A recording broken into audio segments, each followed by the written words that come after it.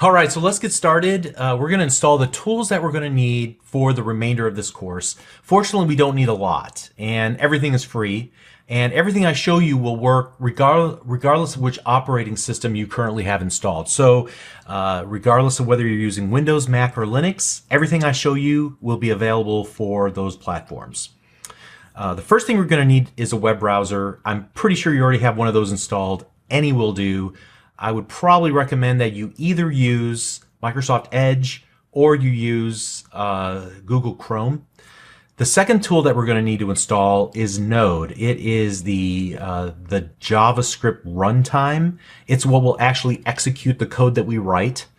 And we'll talk about that more in just a moment. And then we're going to need an authoring tool, something where we can actually type the code in. Now, in the past, I've used Notepad to actually demonstrate, because I didn't want to recommend one tool over the other. But then Microsoft came out with Visual Studio Code. It's available on all three platforms.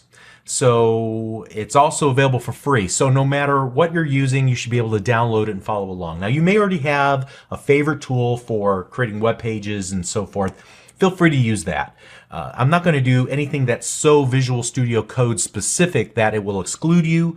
Please follow along no matter what tool you prefer. But let me put in a good plug for Visual Studio Code. I've been using it pretty much as one of my exclusive tools in my full-time job for the last 3 months, and it's really good. So I highly recommend it. Let's get started. We're going to need Node, and you may already have Node installed.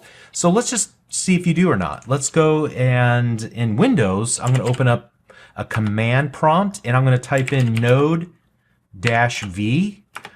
If I had Node installed, it would display the version of Node that I currently have installed. I don't have Node installed on this computer, so I get an error message. That's good. So to begin, we're going to go to Node.js. If I can type, there we go, nodejs.org. And again, regardless of which operating system you're using, you should be presented with an opportunity to download either the supported version or the current version, which has like the latest features. You don't need that. Just use the LTS version, which is recommended for most users. As long as you're using the version that I'm using or greater, we should always be in sync. Again, we're not going to use any really advanced features of Node, so this shouldn't really matter much. I'm going to go ahead and run it, run the installer here. What you see next, depending on which operating system you're using, you may see something a little bit different than what I see on screen, but hopefully you've installed things frequently enough that you can work your way through it. So here we have the Node.js setup wizard, and I'll just walk my way through, agree to the license. I'm going to pick a place on my hard drive to install this. There are some options. I'm not going to really do much of anything, but I do want to make sure that in Windows that this is added to my path. This will make sure that Node is available in any directory of my hard drive. So when I type in node v from anywhere in my command prompt, it'll pop up. Okay, so just make sure that everything is selected and you'll be fine. It's not that large. Next, I'm going to have to agree to Windows UAC. You might see something different here on the Mac or Linux. I'm going to go ahead and agree to that little security prompt. And it only takes a minute or two to install Node, and then we'll move on. But basically, Node, in a nutshell, is the V8 JavaScript engine that they ripped out of Chrome.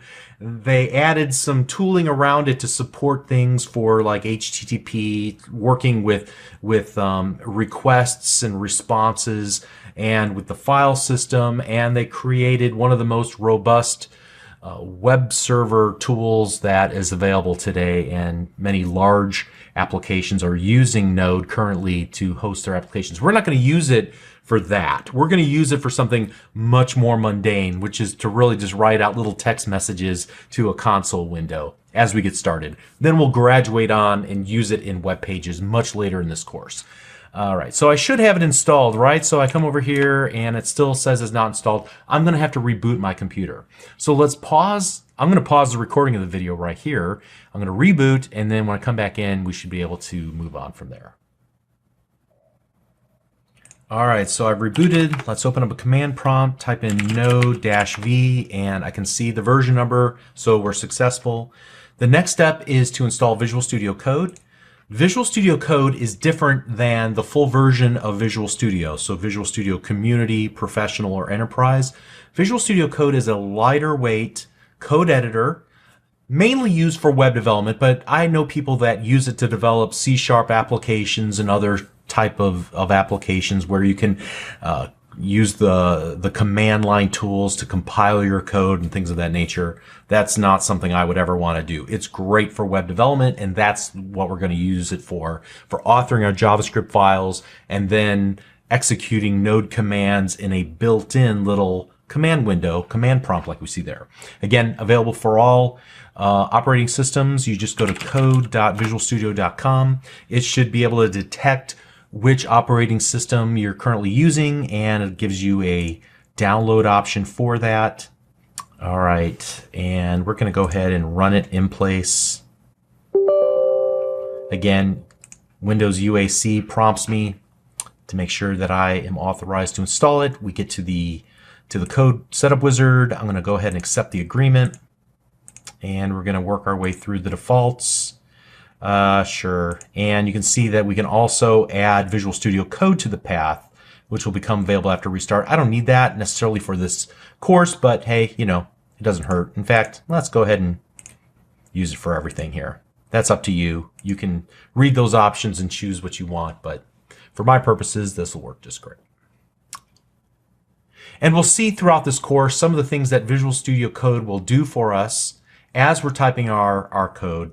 Simple things like code coloring and code completion, managing our files, giving us an environment to execute command line tools like the node command line tool. And there are many things like that, IntelliSense, others that will give us the tools to hopefully allow us to author our JavaScript code accurately.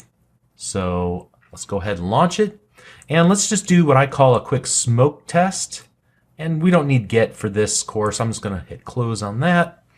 So what we'll do is go to the Explorer. It's the little icon in the upper left-hand corner here.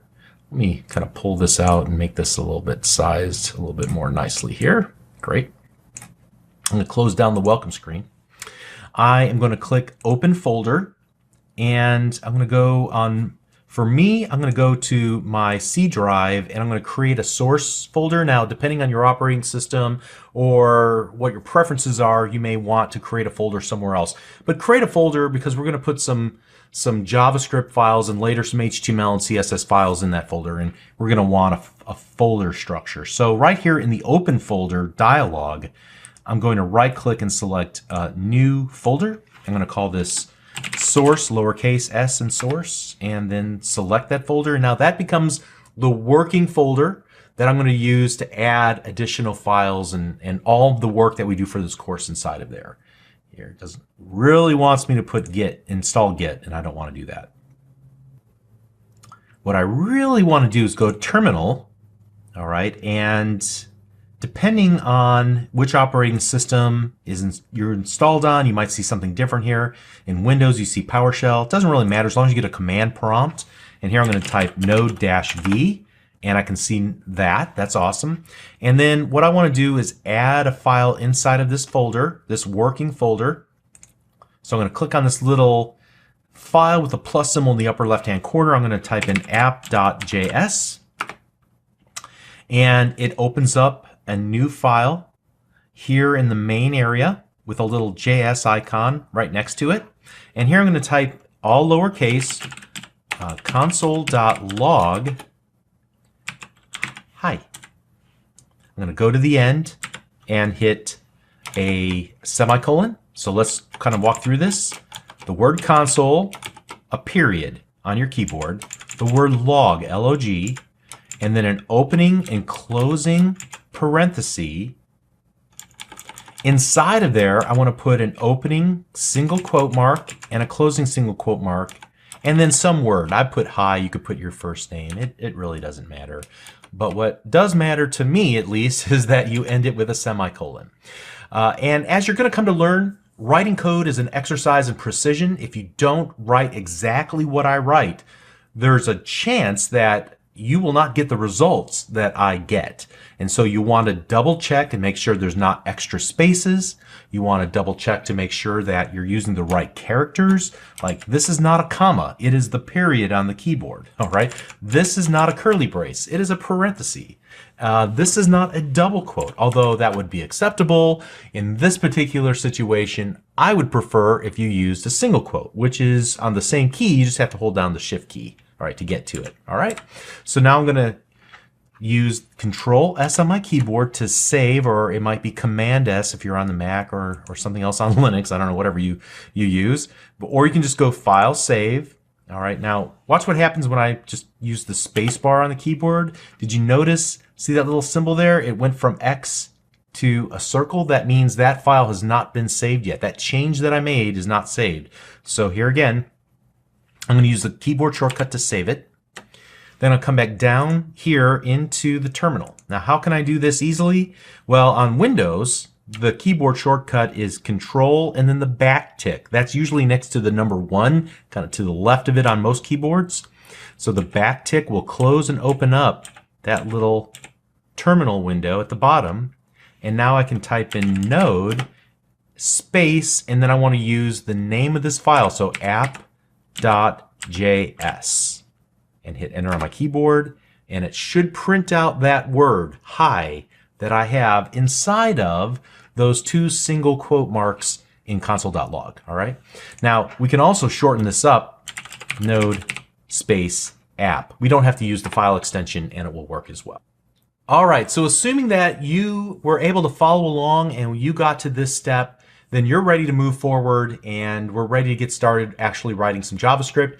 Let's start that process in the next video. We'll see you there. Thanks.